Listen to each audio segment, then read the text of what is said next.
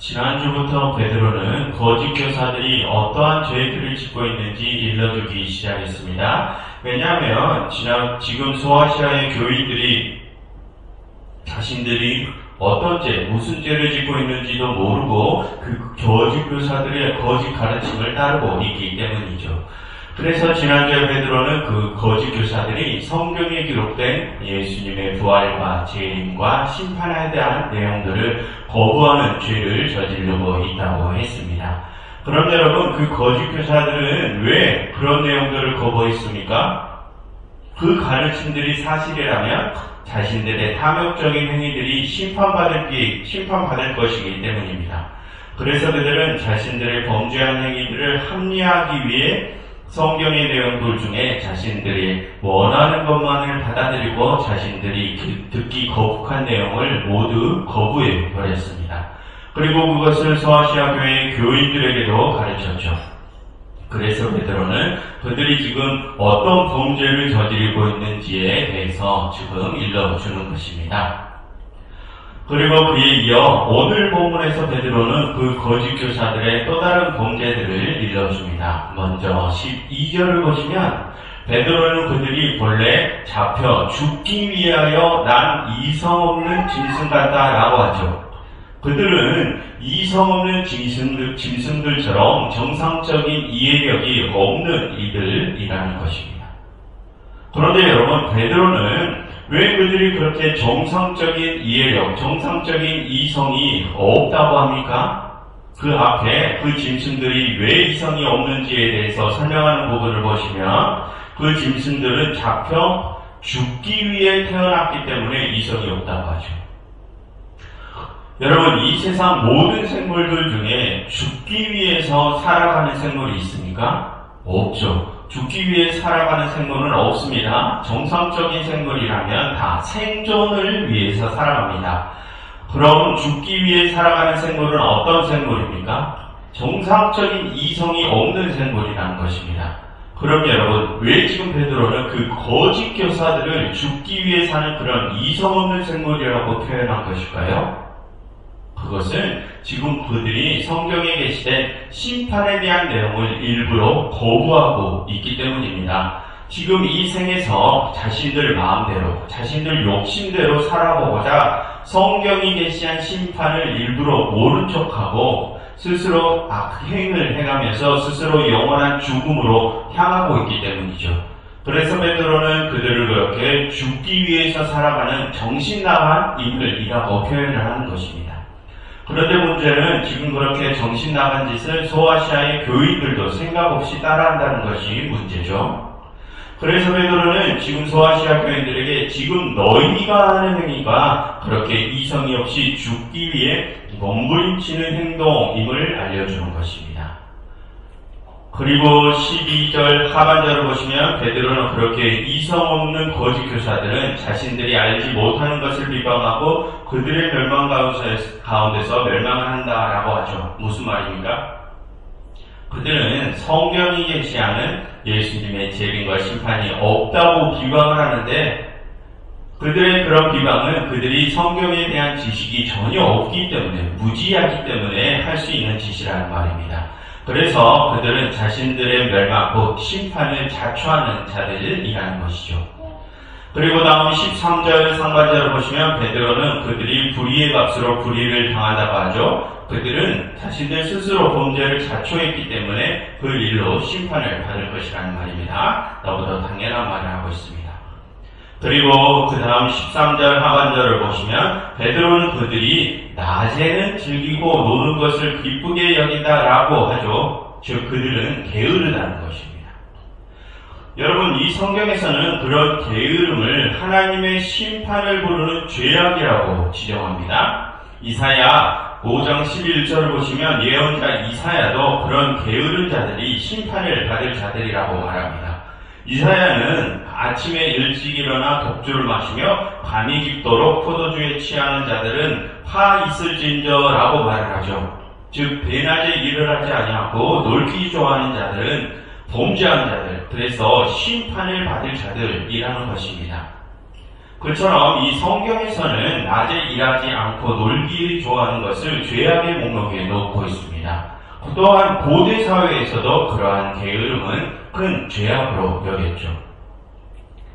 그리고 그 다음 13절 마지막 절과 13절 마지막 부분과 14절 상반절을 보시면 베드로는 그렇게 놀기 좋아하는 게으른 그 거짓 교사들이 다른 사람들까지 게으르게 한다라고 하죠. 거기를 보시면 그들이 너희와 함께 연회를 할 때 그들의 속임수로 즐기고 놀며 음심이 가득한 눈을 가지고 범죄하기를 그치지 않고 굳세지 못한 영혼들을 유혹한다라고 합니다. 무슨 말입니까? 중간 부분을 떼고 앞뒤 내용만 보시면 그들은 그리스도인들의 연회에 참석해서 연약한 신앙을 가진 자들을 유혹한다는 것입니다. 즉 그들은 자신들만 게으른 것이 아니라 다른 이들까지 게으르게 유혹한다는 것이죠. 그래서 그 중간 부분을 보시면 그들이 속임수로 즐기고 논다라고 하죠. 여기서 말하는 속임수란 자신들의 게으름을 합리화하기 위한 여러 궤변들을 뜻합니다. 여러분 여기서 그 속임수 앞에 괄호로 숫자 1이 붙어 있죠. 그래서 그 각주를 가서 보면 어떤 사본에는 애연해라고 기록되어 있다고 합니다. 그 애연하다라는 단어는 슬플 애자, 불탈 연자를 써서 슬픔이 슬픈 듯하다라는 뜻인데, 즉 슬픈 척하면서 자신들은 일할 상태가 아니라는 그런 궤변을 늘어놓는다는 것입니다. 그리고 여기서 그리스도인들이 모인 연회는 당시 교인들이 예배 때 하던 성만찬을 의미합니다.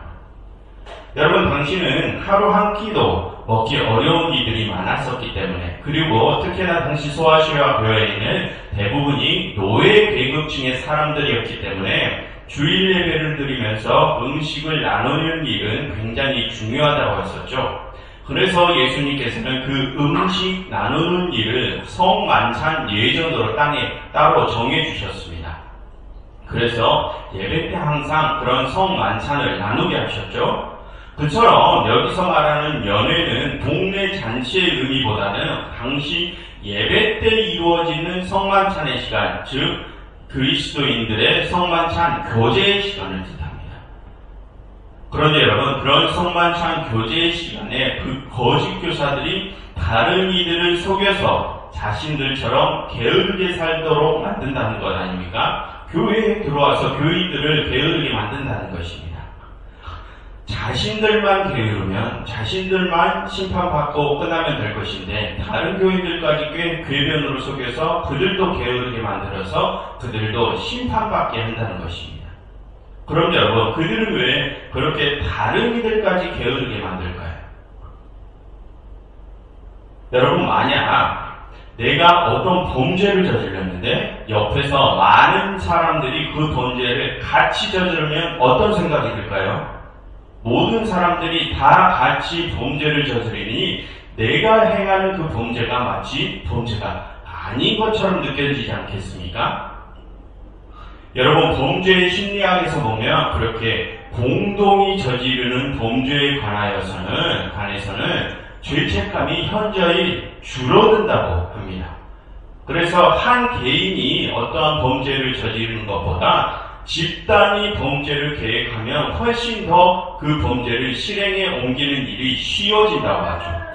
그래서 이번에 그런 우리나라에서 있었던 그런 범죄 소요사건, 법원에서 난동이 난 사건도 그런 사건 아닙니까? 개인이 아니라 단체가 범죄를 꾸미면 그 범죄를 너무 쉽게 행한다는 것입니다.